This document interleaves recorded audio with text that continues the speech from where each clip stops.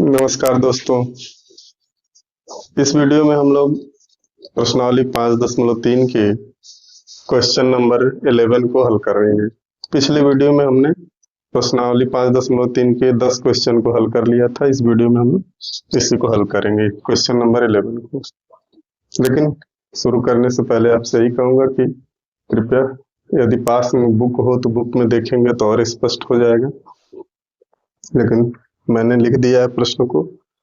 तो आइए शुरू करते हैं कि क्वेश्चन नंबर 11 दिया है। ये बहुत अच्छा सवाल है, अक्सर ऐसे प्रश्न एग्जाम में आते हैं कि किसी समांतर श्रेणी के प्रथम n पदों का योग 4n माइनस n स्क्वायर है, तो इसका प्रथम पद s1 क्या है, फिर क्या है प्रथम दो पदों का योग क्या है, फिर क्या है दूसरा पद क्या है, इसी प्रकार तीसरे 10वें तथा 9वें पद ज्ञात कीजिए।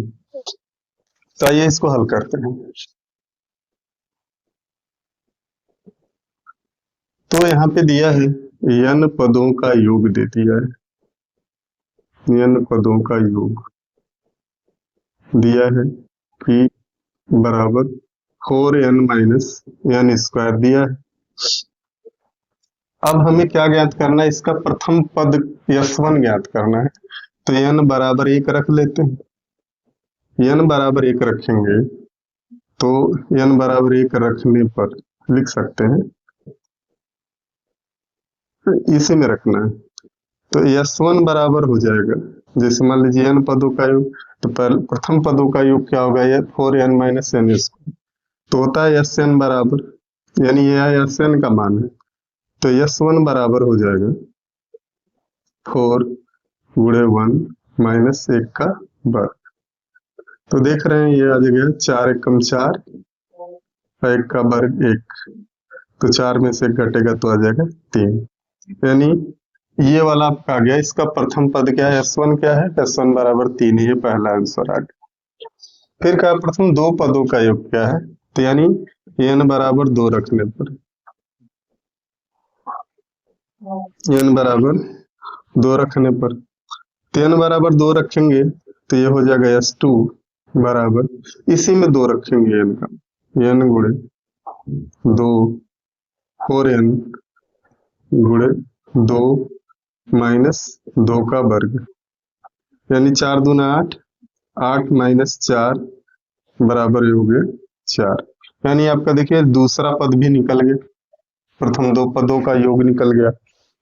पूछ रहा है दूसरा पद क्या है, तो दूसरा पद ज्ञात करने के लिए देखिए यह दो पहले पद, पहला पद है, यह दो पदों का योग है, तो दूसरा पद क्या है, तो दूसरा पद निकालने के लिए आपको s2 में से s1 घटाना पड़ेगा। s2 का मतलब हो गया 4 और माइनस 3 बराबर हो जाएगा 1, यह दूसरा पद है, यानी यह एक उत्तर हो गया। किसका, इसका प्रथम पद क्या है, दूसरा आंसर इसका प्रथम दो पदों का योग क्या है, तो ये हो गया 4। पूछा है कि दूसरा पद क्या है, समांतर श्रेणी का दूसरा पद क्या है, तो दूसरे पद में से पहले पद का योगफल घटा देंगे तो आपका एक ही है, एक तीसरा आंसर इसका हो। यहाँ तक हल हो गया, प्रथम दो पद, दूसरा पद क्या है। इसी प्रकार हमें तीसरा पद ज्ञात करना है। तीसरा पद तीसरे 10वें तथा 9वें पद ज्ञात कीजिए। अब तीसरा पद ज्ञात करने के लिए तो n बराबर 2 रख लिए, अब n बराबर 3 रखेंगे, इसी में रखेंगे। तो n बराबर 3 रखने पर, तो n बराबर जब 3 रखेंगे इसी में, तो देखिए 4 मल्टीप्लाई, तो ये हो जाएगा 3 माइनस 3 स्क्वायर, यानी ये n बराबर 3 रखेंगे तो s3 आएगा। तो ये हो जाएगा 4 3 12 और 3 3 9, 12 में से 9 घटेगा, 9 3 12, 3 आ गया s3 का मान 3, 4 3 12 और 3 3 9, 12 में से 9 घटेगा 3, तो ये s3 आ गया। हमें तीसरा पद ज्ञात करना है, तो तीसरा पद ज्ञात करने के लिए s3 माइनस s2 कर देंगे। तीसरा पद तीसरा पद ज्ञात करने के लिए हो जाएगा S3 माइनस S2। S3 का मान आ गया 3 और S2 का मान है 4, तो 3 माइनस 4 बराबर हो जाएगा -1। ये आपका तीसरा पद हो गया। एक आंसर यहाँ निकल गया आपका। तीसरा पद क्या है? अब 10वां पद निकालना है, तो n बराबर 9 रखना पड़ेगा। 9वां पद n बराबर 9 रखने पर यह निकालना है 10वां पद। तो n बराबर इसमें 9 रखेंगे तो 9 पदों का योगफल आ जाएगा, यानी S9 आ जाएगा। तो S9 बराबर 4 गुणे 3, 4 गुणे 9, 3 9 माइनस 9 का स्क्वायर, तो 4 9 36 और माइनस 9 9 81। 36 माइनस 81 करेंगे तो -45 आ जाएगा। यह आ गया आपका S9। ठीक, अब S9 तो इसके साथ साथ S10 भी निकालना पड़ेगा, यानी n बराबर 10 रखने पर, n बराबर 10 रखने पर इसी में रखेंगे तो ये हो जाएगा S10 मैंने 10 पदों का योग, या 9 पदों का योग हो गया, 10वें पद का योग, तो 4 गुणे 10 माइनस 10 का स्क्वायर, तो 4 10 में 40 और माइनस 10 का स्क्वायर 100। 40 माइनस 100 हो जाएगा -60। अब हमें कौन सा पद निकालना है? 10वां पद निकालना है। तो 10वां पद हो जाएगा आपका 10वां पद बराबर S10 माइनस S9, यानी 10 पदों के योगफल में से 9 पदों का योगफल घटा देंगे तो ये आपका हो जाएगा। तो इसको घटाने के लिए आपको देखिए ये हो जाएगा आपका 10वां पद क्या है? -60 और घटाना है तो माइनस, इसमें -40, तो ये -45 से माइनस माइनस हो जाएगा प्लस, माइनस माइनस आपका हो जाएगा ये प्लस, तो +45 यहाँ रख लेंगे। कैसे +45 हुआ? देखिए माइनस तो यहाँ का है और घटा रहे हैं तो एक माइनस यहाँ पे लगेगा, तो माइनस माइनस प्लस हो गया। अब 45 माइनस 60 हो जाएगा -15। ये हो गया आपका 10वां पद। ये एक आंसर यहाँ आ गया। अब लास्ट वाला लिखा है n वां पद ज्ञात कीजिए। तो n वां पद ज्ञात करने के लिए तो देखिए एक ठो पहले का निकालते हैं, जैसे मान लीजिए हमें दूसरा निकालना था, दूसरा पद, तो क्या किए S2 में से S1 घटाना है, तो n वां पद निकालना है, तो सब n का n पदों का योग तो दे दिया है, हमें n-1 निकालना पड़ेगा। ठीक, तो पहले n-1 यानी एक पद पहले का निकालना पड़ेगा, तो इसी में मान रखेंगे, तो ये हो जाएगा 4n-1 माइनस n स्क्वायर है, तो यानी कि n-1 का होल स्क्वायर हो जाएगा। अब इसको जब करेंगे तो ये हो जाएगा आपका बराबर 4n-4 और माइनस ये, इसको जब हल करेंगे तो माइनस b का होल स्क्वायर से n स्क्वायर प्लस 1 का स्क्वायर 1 हो जाएगा और -2n हो जाएगा, -2n। इसको थोड़ा सॉल्व कर लेते हैं, तो 4n-4 माइनस n स्क्वायर -1 और +2n, इतना हो जाएगा। अब इसको क्या करते हैं, देखिए यहाँ पे हल क्या है, -n स्क्वायर को पहले लिख देते हैं, -n स्क्वायर, उसके बाद 4n + 2n है, तो ये हो जाएगा +6n हो जाएगा, और -4 है और -1 है तो -5 हो जाएगा। तो ये हो जाएगा आपका n पदों का, ये nवें पद का उत्तर। तो दोस्तों इस प्रश्न को हल करने के लिए देखिए एक बार और ध्यान से देख लीजिए कि समांतर श्रेणी की n पदों का योग ये है, n पदों का है, चाहे वो पहला हो, दूसरा हो, तीसरा हो, चौथा हो, कोई भी पद हो, उसका योग दे दिया है। तो इसका प्रथम पद क्या होगा, यानी प्रथम पद के लिए हमें n बराबर 1 रखना होगा। तो n बराबर 1 रखा गया है, तो S1 यानी 3 आएगा। उसके बाद कहा है कि प्रथम दो पदों का योग क्या है, यानी कि पहले पद में ऐसा क्या जोड़ा गया है कि पहले और दूसरे पदों को जोड़ेंगे तो क्या आएगा। तो इसलिए n बराबर 2 इसमें रखा गया है। तो हमें दो पदों का योग पता चल गया कि दो पदों को जोड़ने पर 4 है। तो यानी पहला पद, दूसरा पद क्या होगा, तो S2 माइनस S1 कर दिया गया है, 4 में से 3 घट गया, 1 आता है। तो आपका दो पदों का योग ये हो गया है। अब दूसरा पद क्या है, दूसरा पद निकल गया। इसी प्रकार तीसरा निकालना था, तो n बराबर इसमें 3 रखा गया है। तो 3 रखने पे देखिए S3 का मान आ गया है। अब तीसरा पद निकालने के लिए तीसरे पद में से हम दूसरे पद को घटाएंगे, यानी तीसरे 3 पदों के योगफल में से 2 पदों का योगफल घटाएंगे तो -1 आ गया है। तो ये तीसरा पद निकल गया है। अब 10वां निकालना था, तो 10वें के लिए n बराबर इसमें 9 रखा गया है। तो 9 पदों का योगफल, फिर 10 पदों का योगफल, तो 10 पदों के योगफल में से 9वें पद का योगफल घटा देंगे तो आपका 10वां पद निकल गया है। उसी प्रकार n वां पद पूछ रहा था, तो n वां पद निकालने के लिए देखिए हुआ यह है कि यस n-1 कर दिया गया है, n-1 रखा गया है और आपका ये मान आ गया है। तो इस तरह से दोस्तों इसमें ज्यादा कोई दिक्कत नहीं है, इसको आप लोग 1-2 बार और अभ्यास कर लीजिएगा, ये प्रश्न अच्छे से समझ में आ जाएगा। ठीक, तो आइए अब देखते हैं, अगले क्वेश्चन पे चलते हैं। तो दोस्तों प्रश्नावली 5.3 का क्वेश्चन नंबर 12 कह रहा है कि ऐसे प्रथम 40 धन पूर्णांकों का योग ज्ञात कीजिए जो 6 से विभाज्य है। इस सवाल को समझने से पहले आप इतना समझ लीजिए कि हमें 40 धन पूर्णांकों का योग ज्ञात करना है, ऐसे धन पूर्णांकों का जो 6 से कटेंगे। जैसे मान लीजिए 6 का पहाड़ा होता है 6, 6 दूना 12, 6 3 18, 6 चौका 24, 6 5 30।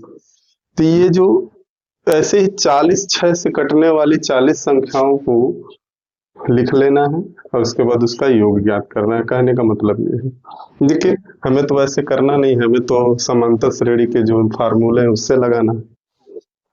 तो इसको हल करने के लिए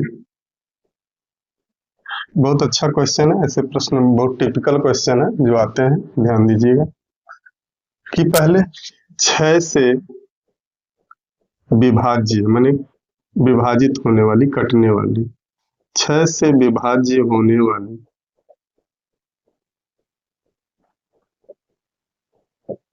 6 से विभाज्य होने वाली संख्याएं, क्या क्या संख्याएं हैं,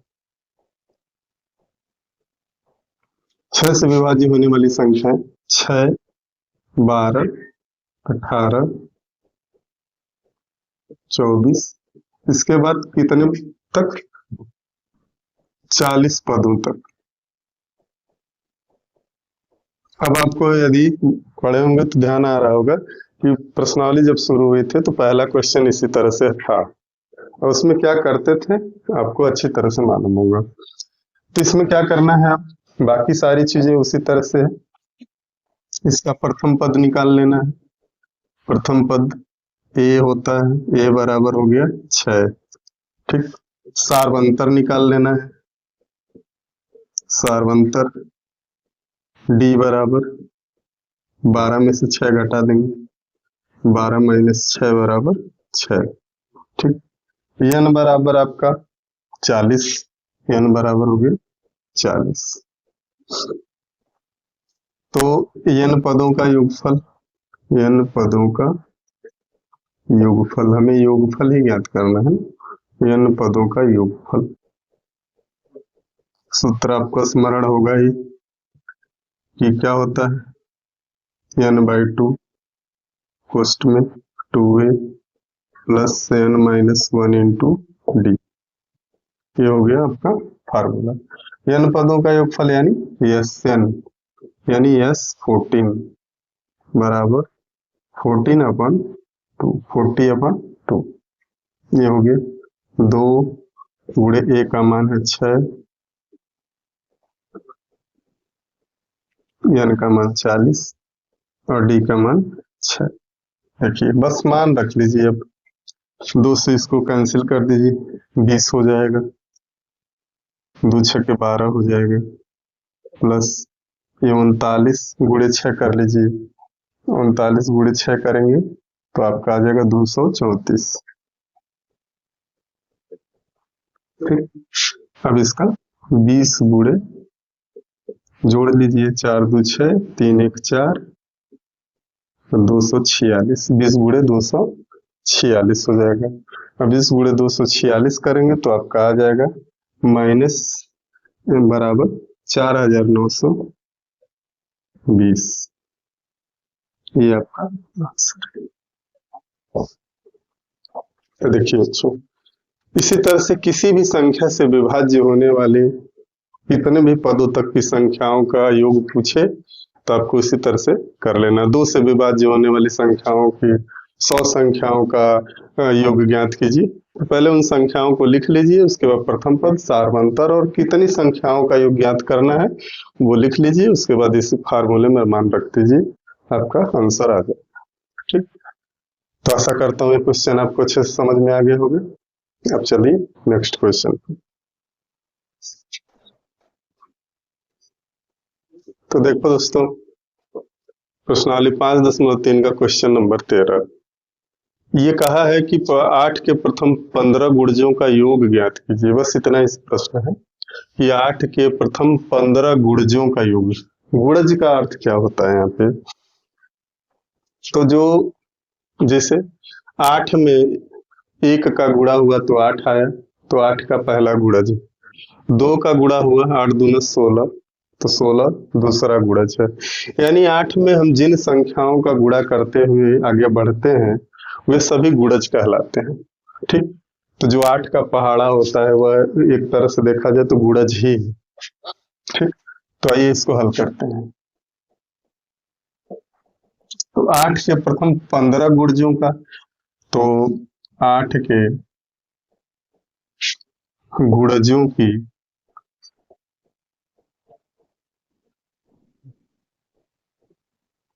समांतर श्रेणी बनाते हैं। पहले क्या होगा?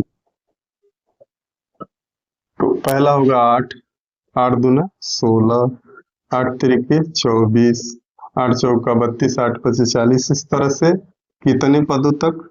15 पदों तक, 15 पदों तक। ये हो गया 8 के गुणजों की समांतर श्रेणी हो गई। गुणज का अर्थ समझ गए कि 8 में 1 का, 2 का, 3 का, जो 8 का पहाड़ा है वही एक गुणज होते हैं। 4 के गुणज 4, 4 दूना 8, 4 3 12, 4 चौका 16, सब 4 के गुणज है। 2 का गुणज का है तो जो 2 का पहाड़ा है वो 2 का गुणज। तो अब इसका प्रथम पद क्या होगा? प्रथम पद ए बराबर हो गया 8। ठीक, सार्वंतर यहाँ लिख देते, सार्वंतर डी बराबर क्या होगा? 16 माइनस 8 बराबर 8। बिल्कुल अभी जो एक क्वेश्चन नंबर 11 था उसी तरह से। और n बराबर क्या होगा यहाँ पे? 15। n का ध्यान रखना है, फार्मूला एस एन बराबर n/2, 2a plus n-1 into D. ये फार्मूला हो गया। कितने पदों तक? 15, यस 15 हो जाएगा, इक्वल टू 15/2। 2a का मान देखिए 8, प्लस n का मान 15 माइनस 1 और d का मान 8। अब इसको हल कर देंगे। 15/2 हो गई और 2 8 16 हो गए। 15 में से घटेगा 14, 14 8 112।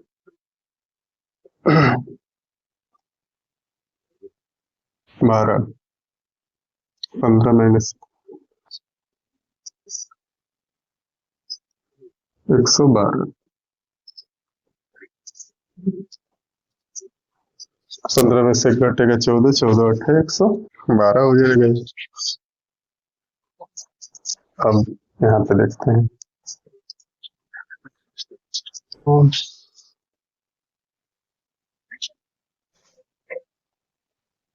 इसको जोड़ लीजिए, 15/2 गुणे 6×2 = 8, 1 1 2 और 128 हो जाएगा। और 2 से 128 को भाग दे दीजिए, 2 छक्के 12, 2 चौका 8, 64। अब 15 का 64 में गुणा कर लेंगे तो हो जाएगा 15 चौका 60, 6 हासिल, 15 छक्के 90, 6 96, 960। ये आपका आंसर आ गया कि 8 के 15 गुणजों का, यानी 15 संख्याओं 8 से 8 के गुणजों का जब योग करेंगे तो 960 आ जाएगा। तो इसको बहुत आसान सा सवाल है, बस आपको यहाँ पे थोड़ा सा ध्यान देना है कि जब गुणज का है तो यानी 8 के पहाड़ा एक तरह से लिख लेना, 8 8 दूना 16, 8 3 24, सब 15 पदों तक, सबको लिखने की जरूरत नहीं है, बस उतना लिखेंगे ताकि हमारा सारवंतर आ सके, और सारवंतर दूसरे में से पहला घटाने पे आ जाएगा। तो इस तरह से आपका क्वेश्चन नंबर 13 सॉल्व हो गया। ठीक, अब चलते हैं नेक्स्ट क्वेश्चन पे। तो दोस्तों प्रश्नावली 5.3 का क्वेश्चन नंबर 14, बहुत अच्छा क्वेश्चन है ये।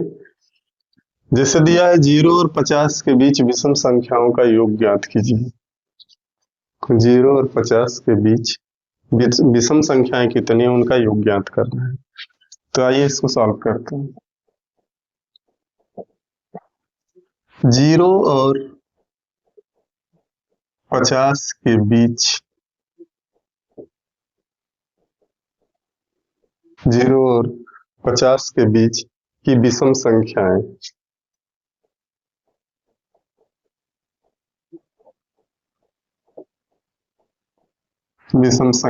क्या होंगी?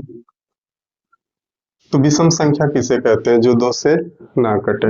याद रखिएगा, जो 2 से ना कटे वो विषम संख्या कहलाती है। तो पहली विषम संख्या हो जाएगी आपकी 1, फिर 2 तो 2 से कटेगा ही, 3 5 7, इस तरह से 49। ये है 0 और 50 के बीच विषम संख्याओं की समांतर श्रेणी। 1 है, 3 है, 5 है, 7 है और 49। सम संख्या उसे कहते हैं जो 2 से विभाजित हो जाती है, विषम संख्या उसे कहते हैं जो 2 से विभाजित नहीं होती है, यानी 2 से नहीं कटती है।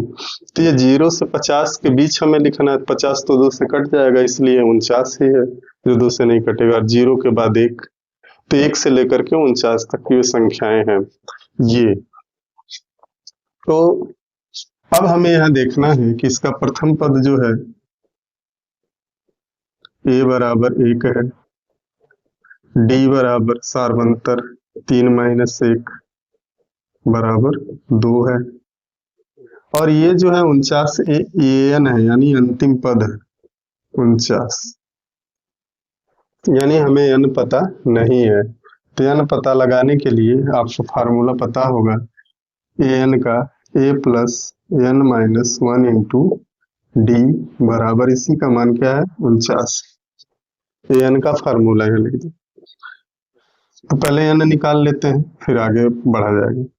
a का मान है आपका 1 लिख दीजिए, n का मान निकालना है, -1 हो गया, और d का मान हो गया 2 बराबर 49।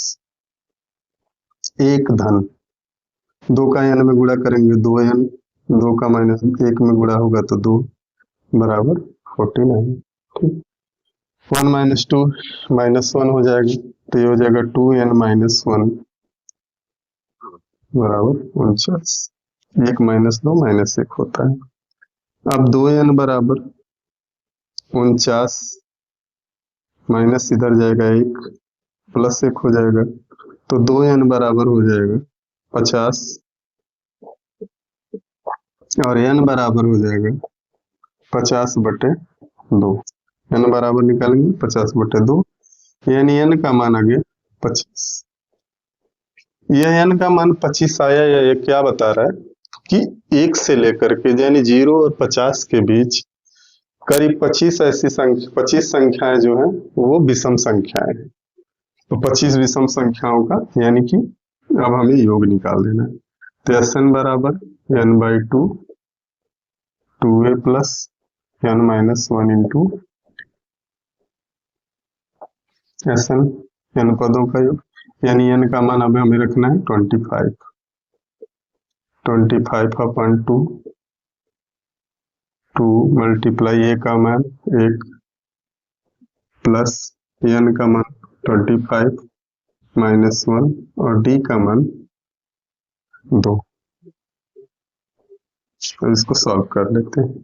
तो ये हो गया 25/2, 2 एकम 2, 24 गुणे 2 यानी 48 हो जाएगा। इसको आगे हल करते हैं तो 25/2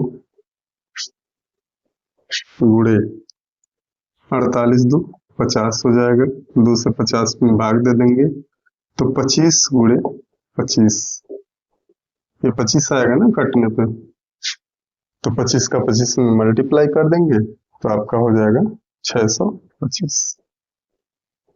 ये आपका आंसर है। तो इस तरह से 0 और 50 के बीच विषम संख्याओं का योग हो गया 625, जिसमें बस आपको यहाँ पे ध्यान देना होगा कि 0 और 50 के बीच की विषम संख्याओं की समांतर श्रेणी बनानी होगी, और समांतर श्रेणी 1 से शुरू होगी और 49 तक जाएगी। अब 0 और 50 के बीच में हमें ये पता करना है कि कितनी विषम संख्याएं हैं, तो यह इस फार्मूले से पता होगा, क्योंकि अंतिम पद 49 दिया हुआ है, तो अंतिम पद का फार्मूला आपको पता ही होगा किसी भी n पदों का। तो A plus N minus one into D, इसमें मान रखेंगे तो n का मान 25 आ गया है। और जब हमें ये पता चल गया कि 1 से 49 तक कुल 25 पद है, तो एस एन का फार्मूला रखेंगे और इसमें वैल्यू सारे वही रखेंगे, तो आपका आ जाएगा 625। तो इस तरह से आपका क्वेश्चन नंबर 14 भी सॉल्व हो गया। अब चलते हैं नेक्स्ट क्वेश्चन। हाँ तो दोस्तों, क्वेश्चन नंबर जो 15 है, ये इसमें मैंने शॉर्टकट में प्रश्न को लिखा है। पूरा प्रश्न आपको स्क्रीन पे दिख रहा होगा, बस समझने के लिए। इसमें ये कहा गया है कि निर्माण कार्य से संबंधित किसी ठेके में एक निश्चित तिथि के बाद कार्य को विलंब से पूरा करने के लिए जुर्माना लगाने का प्रावधान इस प्रकार है। पहले दिन के लिए 200 रुपया, दूसरे दिन 250, तीसरे दिन 300, और जुर्माने की राशि जैसे जैसे दिन बढ़ता है वैसे 50 रुपया अधिक होते जाता है। तो 30 दिनों में कितना जुर्माना हो जाएगा, ये इसका कॉन्सेप्ट है। सवाल बहुत बड़ा है, लिखने में बहुत ज्यादा मतलब स्पेस ले लेगा, तो आपको ये समझ लेना है। तो कहने का मतलब है, इसको सॉल्व करेंगे तो कह रहा है कि पहले दिन का जुर्माना जो है, पहले दिन के लिए पहले दिन का जुर्माना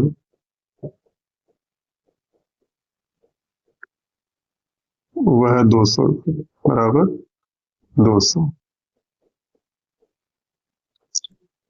दूसरे दिन का जुर्माना जो है वो हो जाएगा आपका 50 रुपया बढ़ रहा है रोज, तो 250 हो जाएगा। और तीसरे दिन का क्या होगा, तीसरे दिन का जुर्माना जो होगा वो आपका 300 हो जाएगा। इसी तरह से जुर्माना मैंने कह रहा है कि कोई काम है, निर्माण कार्य हो रहा है, उस पर ठेकेदार को यह कहा गया है कि आप एक दिन यदि विलंब कर देंगे तो आप पर 200 रुपये फाइन लगेगा। दूसरे दिन 50 रुपये बढ़ जाएगा, तीसरे दिन 300 बढ़ जाएगा, 50 रुपया और बढ़ेगा। तो इस तरह से हर दिन 50 रुपया बढ़ता जाएगा और अंत में 30 दिनों का हमें पूछ रहा है जुर्माना ज्ञात करिए। तो पहले दिन का 200, दूसरे दिन का 250, तीसरे दिन का 300। तो 30 दिनों तक का जुर्माना, 30 दिनों तक का जुर्माना जो हो जाएगा कितना होगा, तो इसके लिए समांतर श्रेणी बनाते हैं। पहला 200, दूसरा 250, तीसरा 300, और ऐसा कब तक चलेगा, 30 दिनों तक।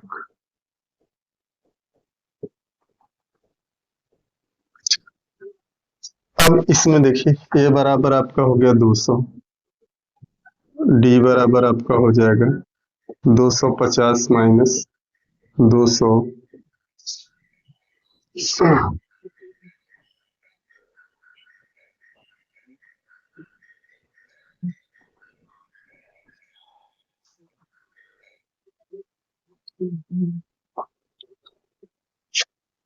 बराबर हो जाएगा आपका 50 रुपये।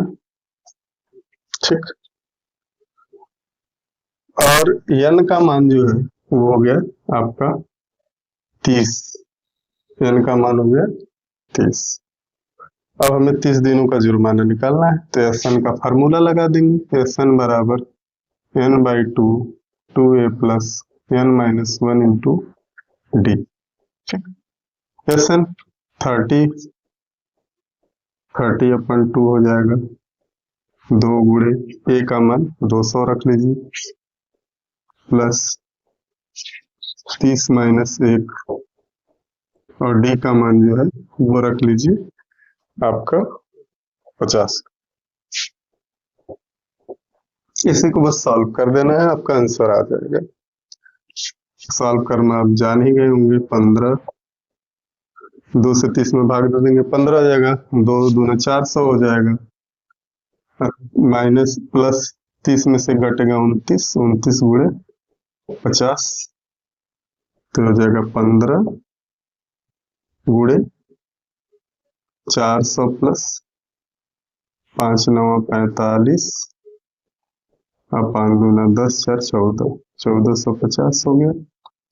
अब ये 15 गुणे 1850 हो जाएगा, 1450 में 400 जोड़ दीजिए, तो इसका गुणा करेंगे 1850 में 15 का, 10 15 25 75, 15 8 120 और 7 27, 15 कम 15 27,